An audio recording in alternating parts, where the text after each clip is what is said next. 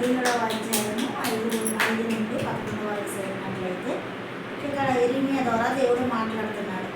మనకు కావాల్సింది ధనమా దైవమా, దైవము కావాలా ధనము కావాలా అని మనము నిర్ణయించుకునే విశ్వాసులుగా మనం ఉండాలి. అయితే ఇర్మియా 17:5 దేవుడు ఏమంటున్నాడు అంటే, ఇర్మియా 17:5 దేవుడు యెహోవా ఎలాగో సెలవిస్తున్నాడు, నరులను ఆశ్రయించి శరీరులను తనకు ఆధారముగా చేసుకుని తన హృదయమును యెహోవా మీద నుండి తొలగించుకునేవాడు శాపగ్రస్తుడవును.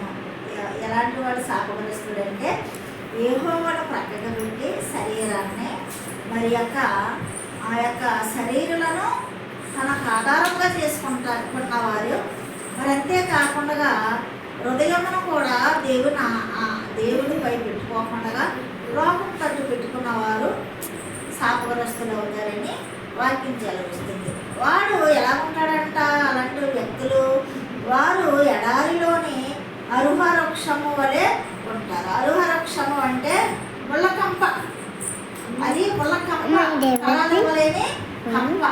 మరి ఫలాలివ్వలేని వారుగా ఉంటారు, శాపగ్రస్తులుగా ఉంటారు. కాబట్టి మనము ఏ రీతిగా ఉండాలంటే, విశ్వాసులైనటువంటి మనము యెహోవాను నమ్ముకొనివాడు ధన్యుడు.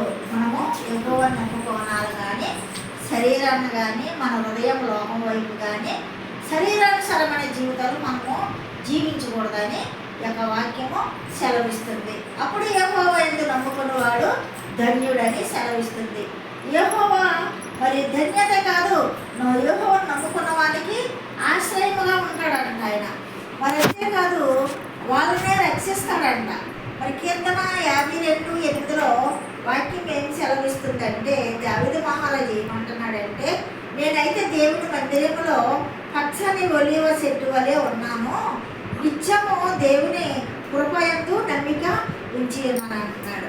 మరి ఆయన దేవుని యొక్క మందిరములో పచ్చని ఒలీవ చెట్టు వలె ఎందుకున్నాడు అంటే, దేవుని యందు భయభక్తులు కలిగి దేవుని ధ్యానించేవాడుగా ఉన్నాడు కాబట్టి మరి ఒలీవ చెట్టు వలె పచ్చగా ఉన్నాడు అంటున్నాడు. అంతేకాదు మరి యొక్క మొదటి కీర్తన 3 మరి వారు నా ధర్మశాస్త్రము ధ్యానించేవారు, మరి దివారాత్రులు ధ్యానించేవాడు ధన్యుడు.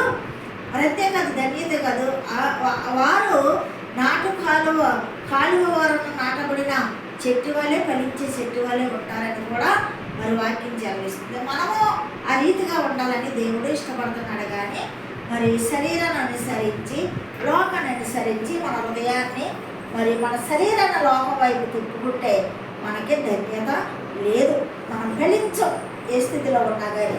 అందుకే ఆమోషులో నన్ను ఆశ్రయించుడి మీరు బ్రతుకుదురు అని ఆమోషులో ఉన్నట్టు రీతిగా ఆయన ఆశ్రయించి ధన్యత పొందుకుంటాం. ఈ పరిశుద్ధ వాక్యం దేవుడు దీవించుగాక. ఆమేన్.